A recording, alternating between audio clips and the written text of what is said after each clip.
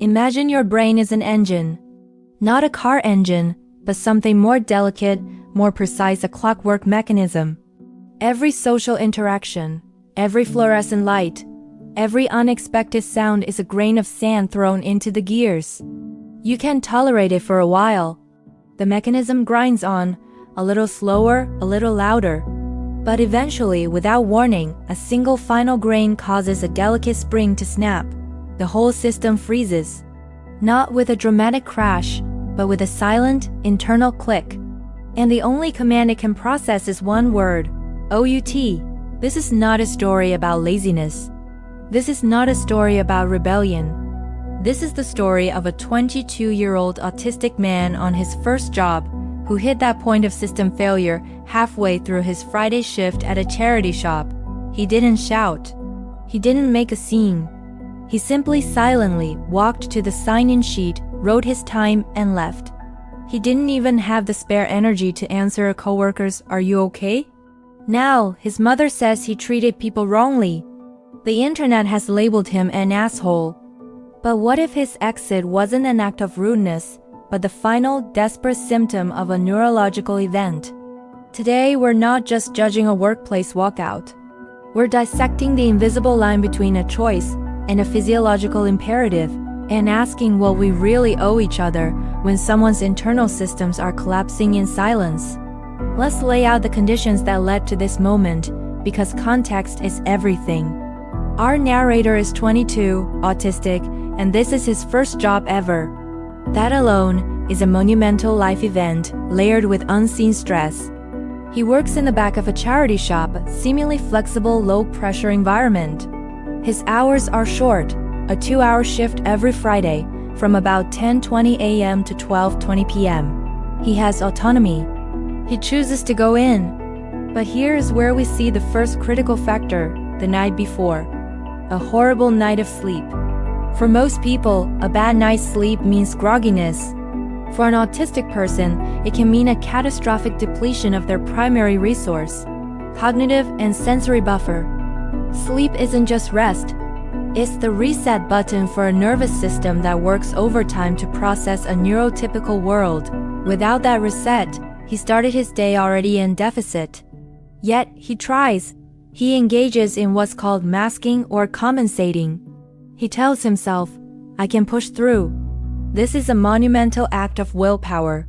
He gets on the bus, a sensory gauntlet of noise, movement, and unpredictable social space. He arrives at 10:17 a.m. He signs the sheet. He has successfully executed the complex pre-work script. But the cost has been enormous. By the time he's in the back room, the fuel gauge is already flashing empty. The 2 hours of work ahead don't feel like a time frame. They feel like a cliff face he's being asked to scale with bare hands. Now the attempt to work. He tries, but it quickly became evident he couldn't. This isn't a loss of motivation. This is a system's failure.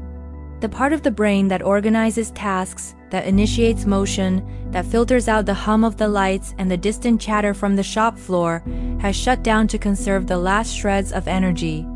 He picks up his phone, a common autistic stim or retreat into a controlled, predictable sensory input. It's not laziness. It's a life raft. Then, the exit. Notice the language. I slowly made my way over to the sign-in sheet. This slowness isn't casual.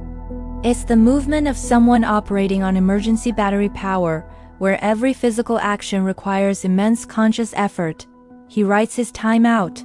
This single act is crucial. It shows a clinging to rule and structure even in collapse. He heads out. And here is the moment that the neurotypical world misreads entirely. His coworker, with genuine concern, asks, "Are you okay?" And he cannot respond. His mother later says he treated people like that, but from the inside this isn't treatment. This is mutism, a common nonverbal state during autistic shutdown or overwhelm. The social script, "I'm fine, thanks, just tired," is a complex program his brain cannot currently run. The words are there, but the pathway to voice them is offline. His silence isn't indifference to her concern. It's a biological inability to acknowledge it. To the coworker, erased as rude dismissal. To him, it was the only possible action. Conserve the final 1% of energy to execute the escape sequence and get to safety. The fallout is a perfect case study in conflicting realities. The neurotypical perspective, the mother, the coworker, the asshole voters. The social contract at work is clear. You show up, you do your job, you communicate if there's a problem. Walking out without a word is a breach of trust.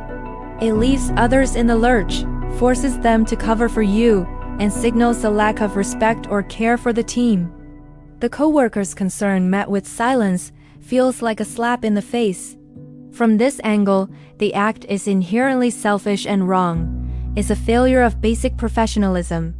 The autistic and neurological reality. The primary contract isn't social. It's safety and survival.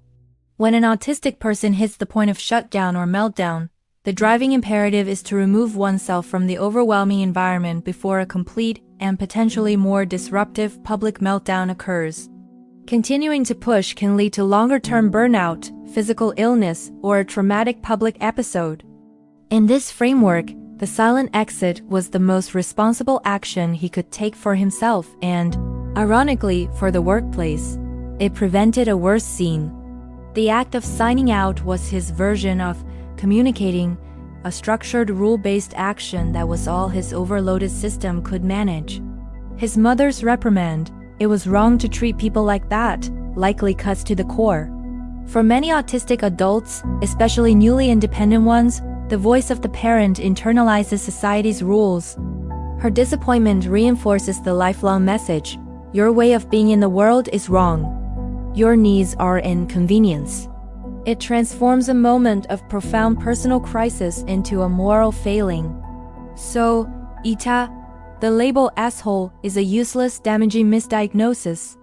It pathologizes a neurological response as a character flaw. He was not an asshole. He was a person in acute autistic distress who executed the only emergency protocol available to him. However, the verdict, understandable but not optimal, is more accurate. The action was a symptom, not a strategy.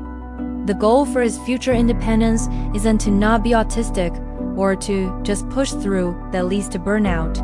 The goal is to develop adaptive strategies and communication scaffolds that come before the shutdown. A path forward, the what next, the script. With a clear head, he can prepare a simple pre-written script for his manager or coworker. Something like, "I need to go home due to sensory overload. I have signed out. I will be back next Friday." He can even have it on his phone to show if speaking is impossible. The debrief. A brief, later communication to the concerned coworker. "Thank you for your concern on Friday. I was experiencing severe overload and couldn't speak. I am okay now." This repairs the social bridge on his terms. Self-knowledge. Recognizing that a sleepless night is now a red flag that means he should not attempt the bus and the shift. Using his autonomy to call in before leaving home. His job's flexibility is a gift. It's a space where he can learn these self-advocacy skills in a relatively low-stakes environment. Walking out wasn't a failure of character. It was a failure of the system, his own internal support system, which he is still learning to build. The task now isn't guilt. It's engineering. This story forces us to reframe how we see behavior we don't understand. Question 1. The line. Where is the line between a justified reason to leave work, a fever, vomiting, and an unjustified one, overwhelm, a panic attack, autistic shutdown? Who gets to draw that line? Question 2. Communication. If someone is incapable of communicating in the moment, does that invalidate their reason for leaving? How much do we owe others in explanation for our basic needs? Question 3. The first job. How much slack should be cut for someone in their first ever job as they learn not just the tasks, but the hidden social and sensory rules of the workplace? Question 4. Your limit. Have you ever hit a point from stress, exhaustion, or grief where you behaved in a way that looked rude or wrong to others, but felt like the only way to survive the next 5 minutes? What did you learn from it? This isn't just about an autistic man in a charity shop. It's about all of us, and our capacity for grace when someone's internal world is falling apart in a way we cannot see. The real question isn't, was he wrong? Is, how do we build a world where his exit is the last resort, not the only option?